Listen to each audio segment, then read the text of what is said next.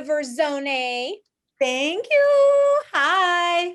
Hi, so I'm so thrilled to welcome you to the faculty for the University for Life Coach Training.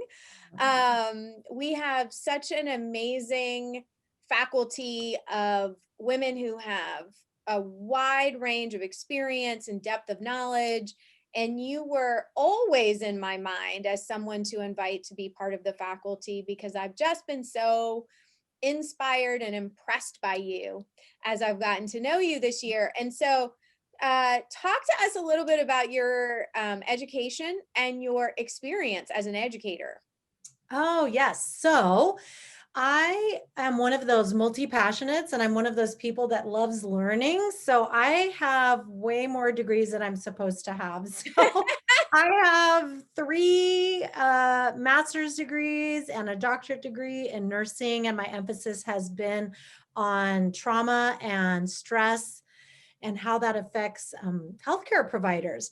And I have taken that as well as my prior coach training experience and really just have a passion about taking everything I've learned over the years Mhm. and putting it together in a way that makes the learning really fun. I mean, I've taught in so many different environments. I've been a professional climbing guide for a decade. I was guiding people in the Himalayas, teaching them how to mountaineer, to teaching at universities and teaching other coaches. So I obviously really love learning and teaching. Well, and I love learning and teaching as well, and I'm also multi-passionate. It's probably why we work so well together. But I mean, I am so just proud to have somebody on the faculty like you literally have taught people how to climb actual mountains, right? And then you've also taught people how to metaphorically do that in their lives.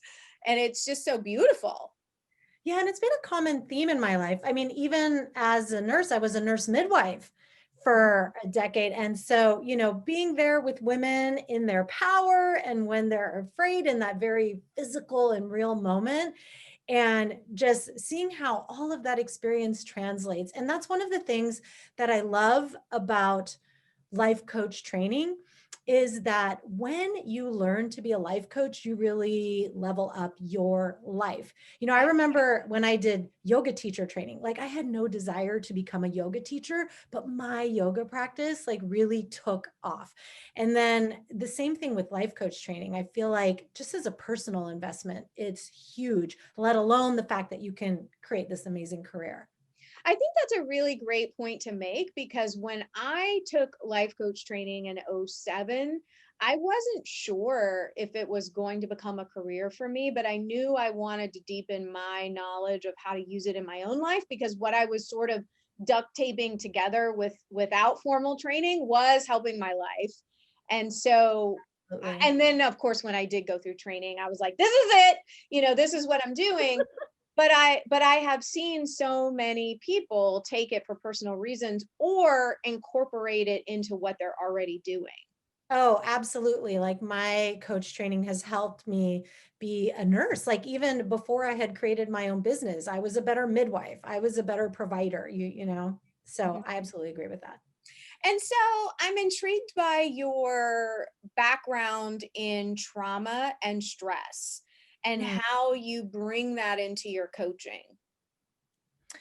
Well, I believe, and this is one of the reasons why I think the University of Life Coach training is so ahead of its time and perfect for its time simultaneously, because I really found that having an awareness of trauma made me a better coach because I didn't just fall into this trap of thinking, oh, well, here we have this template and it can apply to everyone, right? And Right. really, there is this unique approach that we need to take when people have experienced trauma and when people have experienced oppression and when people have experienced racism and so many of the social justice issues that you've always addressed, Susan, right? Like even before the University of Life Coach training. And so For me, it really helped me be aware of how to apply these amazing tools I was learning, but in a way that was so much more effective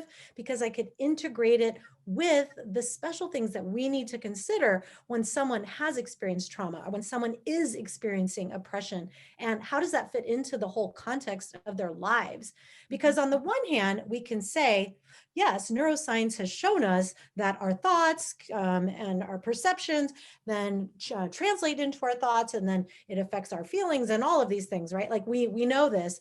But what does that mean for someone who has experienced trauma? What does that experience for someone who's currently experiencing oppression? And we really need to accept that as our reality and Mhm. be able to take these skills and apply them to people, because I feel like it makes not just a more compassionate approach, but really more effective.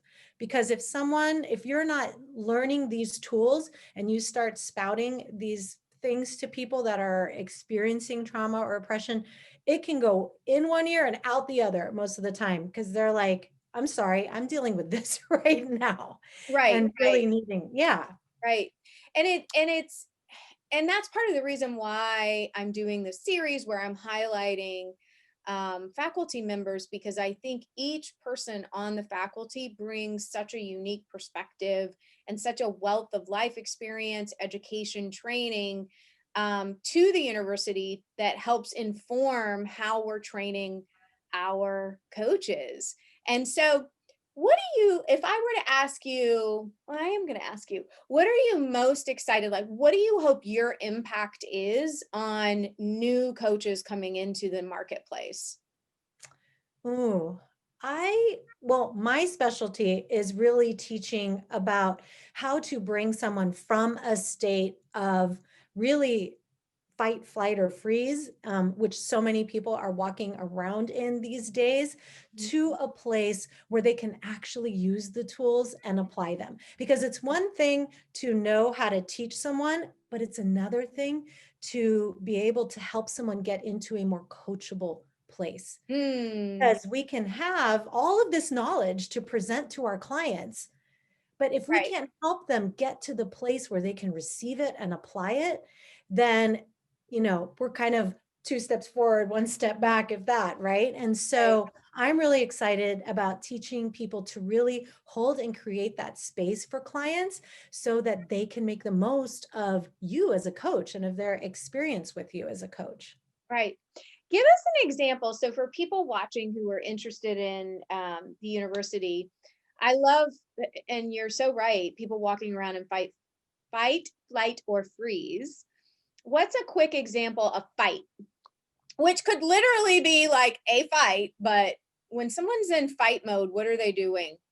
Oh, well, I've seen this right. I'm so glad you asked this because there's a spectrum.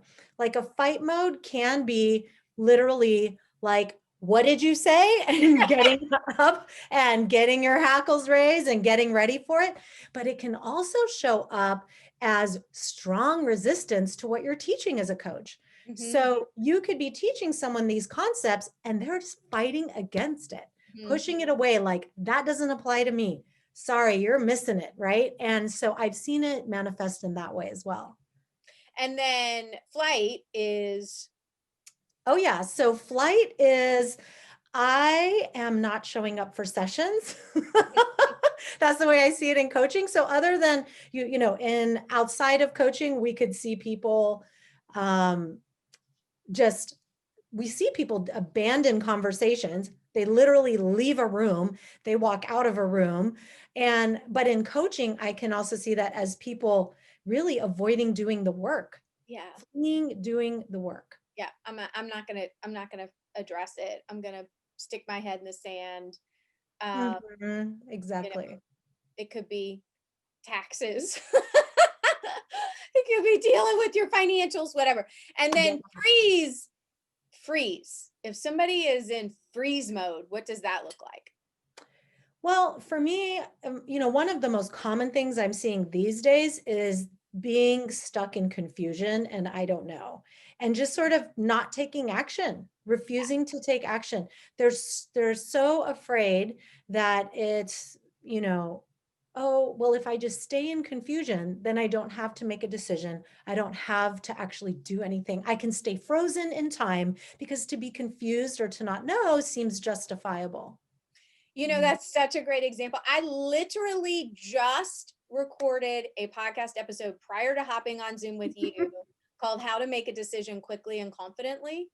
And I talked about that. Like, if you are stuck in indecision, like it's expensive. It's not just it costs you money, it Mhm. costs you time, and Mm. so many people, it, they don't realize, if you say, well, what's the payoff for not making a decision, they can't answer that, but it really is that as long as you're confused, nothing's expected of you.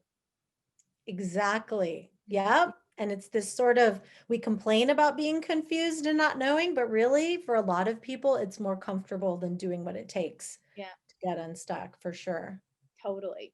So, Anna, what if we're still finalizing the curriculum and exactly the titles of the courses you are teaching, but if you could entitle a course people could sign up with you anything, what would you love for me to say? Okay, this is what Dr. Verzone is teaching. Oh my gosh. That, okay. That, first of all, you're asking the wrong person because I'm one of those people that can spin on a name for Oh my God. days and days and days, speaking of making a decision. But if I had to make a decision, I would say like it would be something about self-compassion and something about like self-compassion for you and your clients to open them up to the next level of freedom. Oh, that was great. And everyone watching, she had no idea what I was going to ask her. She kept Yeah, begging see? for But questions I at didn't the get end. stuck in confusion and I just decided. You just decided, hired. All right. Well, I so appreciate you taking a minute to let everybody know about what it is you bring to the table for the University for Life Coach Training. Y'all stay tuned for more details about how to enjoy more of Dr. Anna Verzone. So exciting. See you there.